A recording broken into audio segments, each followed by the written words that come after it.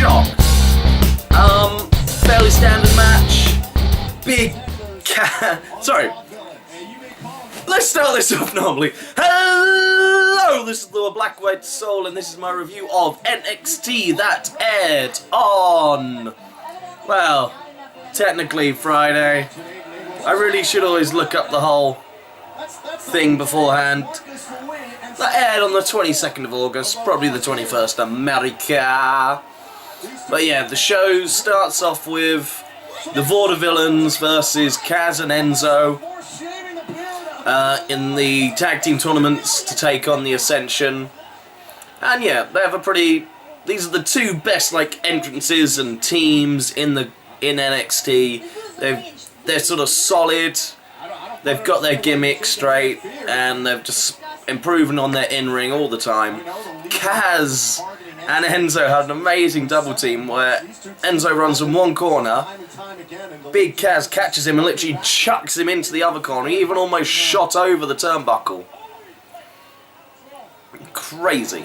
But yeah, but eventually the vaudevillains get in control and they manage to hit the Rolling Senton to Swanton Bomb finish and they win.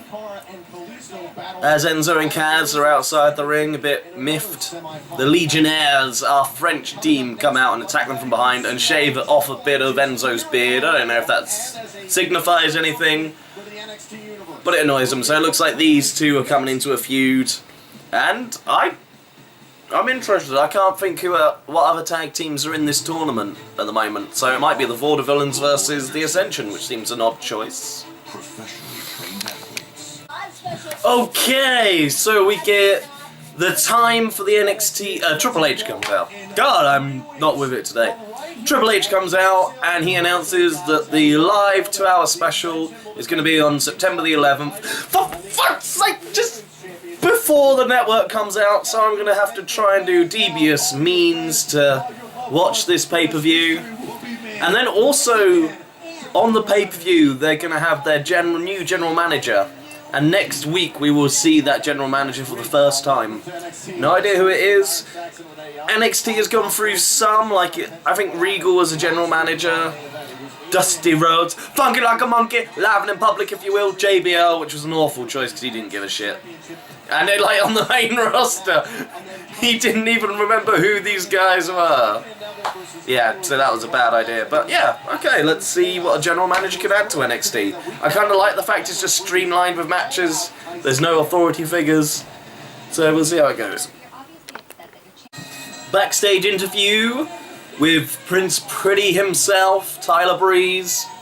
And Tyson Kidd ruined his chance to be the most pretty champion ever. So it looks like we're going to get a match between Tyson and Tyler. I can't wait to see this match. Well, that was a disappointingly short match. They sort of start getting into it. Tyson gets on top and Tyler walks out of there. And it's weird with Tyson sort of like your top heel, but then they give him this like baby face.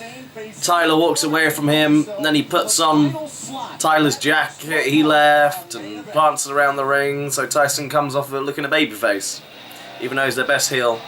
Bit confusing. Oh, disappointing. I really wanted to see these two go at it. Maybe they're saving it. And we get Charlotte versus Becky Lynch, and my god, Becky Lynch is so much better as this rock chick than she was just, I'm Irish, so I'm going to do a jig. So much better. They keep throwing out references to like Lita, that kind of vibe. But yeah, nothing amazingly special here, but a good solid match. Much better than we get on Monday Night Raw. Pay attention, WWE, you've got such a good roster of female talent now. Let them actually start showing it. And yeah, our champion Charlotte Flair wins, and that name is just going to help her so much when she comes up to the main roster. Okay, Enzo and Kaz come back out. Enzo is, what was he? He's the trash talker, the Luke Skywalker. Yeah. And he challenges Sylvester LeBron to a hair versus hair match at NXT TakeOver. I hope Enzo wins because he's got crazy cool hair, and I don't know how well he would look blonde. Blonde? Blonde bald, that's what I was looking for. Oh, you know the thing about hype, Mojo, you never live up to it. And Mojo Rawley's fighting a guy I can't remember the name of. But this guy he's squashed has got a good look to him, maybe he can have a good career. Looked alright in the ring. Again, it was a Mojo match, so it was short. And they're just trying to play off that, because he got attacked last week, he's angry. Brrr, so he's more intense. But as soon as he gets to the microphone, he sounds like a goof again, so that was pointless. Oh my god, he talks like a white rapper. Yo man, I gotta keep my head on the swivel, yo!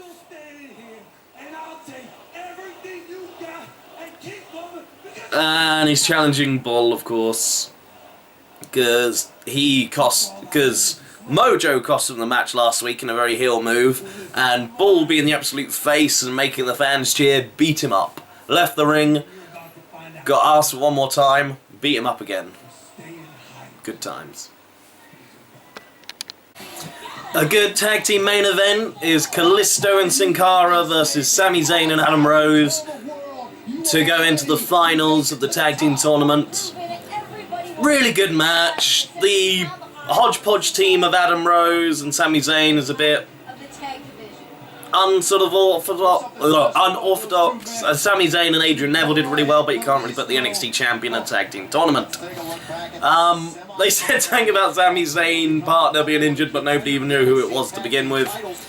But yeah, this shows Adam Rose is a good worker. Give him a goddamn program and a storyline to get his teeth into, and show he can wrestle! He can do it!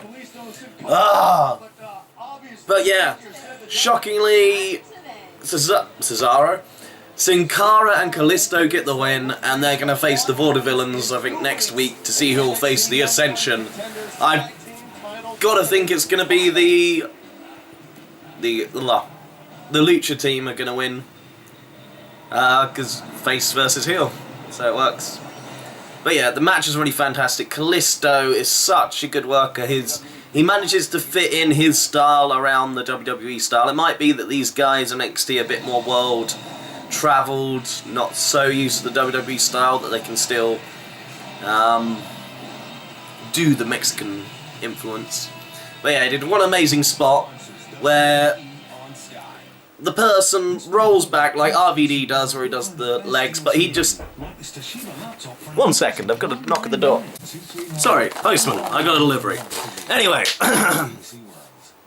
yes, Kalisto did a phenomenal match where he dived over a opponent on the floor, landed on his hands, walked a little bit, and then from a handstanding position, did a backflip, landed his legs on the opponent's shoulder, and hurricaned him. Just phenomenal. This is the best use of Sin Cara. Please bring them up to the roster together.